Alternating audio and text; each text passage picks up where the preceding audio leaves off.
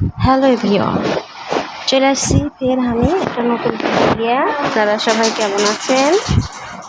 দেখতে পাচ্ছেন আগে গাছের চাল কুমড়া জালি। এখন এটাকে রান্না করবো। ছেলেকে পায়ালে আমি এটাকে 2 ভাগ করে সুন্দর করে ছিলে চিকন করে জিরি করে কাটে নেবো। এটা নেওয়ার পরে তখন রান্না করবো। দেখেন কত সুন্দর জ্বালা হয়ে আছে, একবারে বিচি হয়নি, সুন্দর কচি হয়ে আছে একদম। এটাকে ছিলে নিয়েছি, ছিলে নিয়ে সুন্দর করে ধুয়ে নিয়ে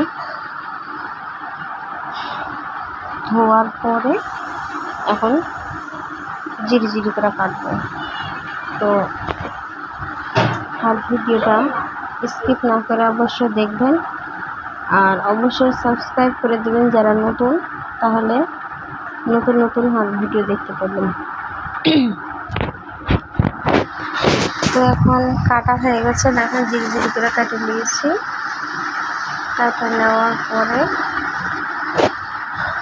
লবণ মাখিয়ে দিব, কিন্তু আজকাল লবণ মাখাবো না। আপনারা চাইলে কিছুক্ষণের জন্য লবণ মাখিয়ে ধুয়ে রান্না করতে পারেন, কিন্তু আমি লবণ আজকে মাখাবো না, অল্প জিনিস তো সেই লাগে। তো এখানে মরিচের গুঁড়া,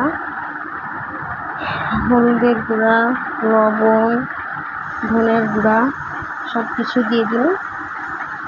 দেওয়ার পরে তখন এটাকে তেলে ফেলবো।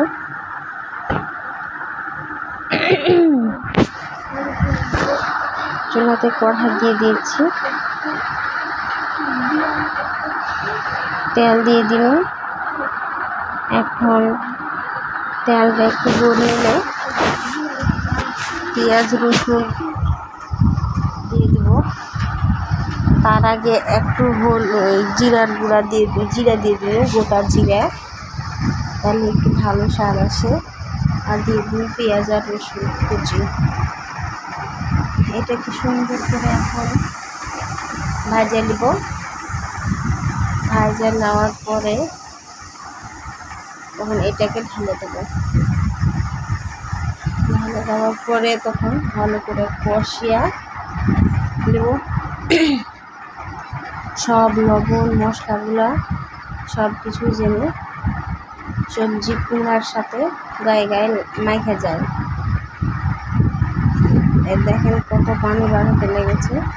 আপনারা যদি মনে করেন যে এত পানি বাহির করা, পানির রস মারা ঝামেলা, তাহলে কাটার পরে লবণ মাখিয়ে ধুয়ে দেবেন 10 মিনিটের মতো। তাহলে কিন্তু আর পানিটা বেশি হবে না, বেরোবে না, কম পানি বেরোবে, তাড়াতাড়ি রান্না হবে। তো এই রান্নাটা প্রায় শেষের পথে। দেখতে পাচ্ছেন তেল বের হয়ে গেছে আর অল্প একটু হয়ে আসছে। এই ভাজিটা কিন্তু খুব সুস্বাদু, আর গরম ভাতের সাথে খালি তো মনে করেন যে কথাই নয়, এত স্বাদ।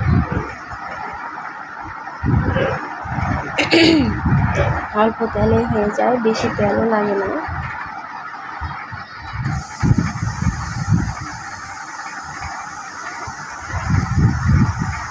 এখন আমি এটাকে সুন্দর করে তুলে নেব একটা বাটিতে। হয়ে গেছে শেষ রান্না, রস মরে গেছে, চলে গেল।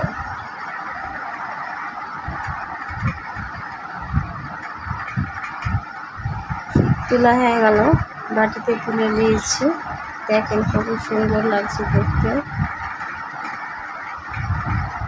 তো এখন চলে যাব আপনাদেরকে পরিবেশন করে দেখাতে। গামলাতে ভাত প্লেটে নিয়ে আজকে হচ্ছে একটা ভর্তা তাও করেছি, কাঁঠালের বিচির ভর্তা।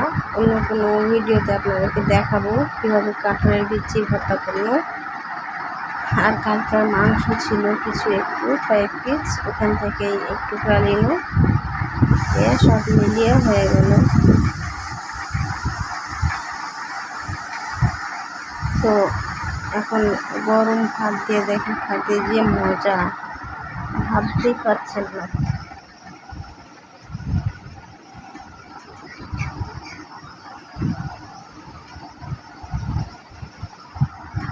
তো সবাই ভালো থাকবেন, সুস্থ থাকবেন, আর আমাকে সুন্দর সুন্দর কমেন্ট করবেন আর আমার অনুপ্রেরণা জানাবেন। আল্লাহ হাফিজ।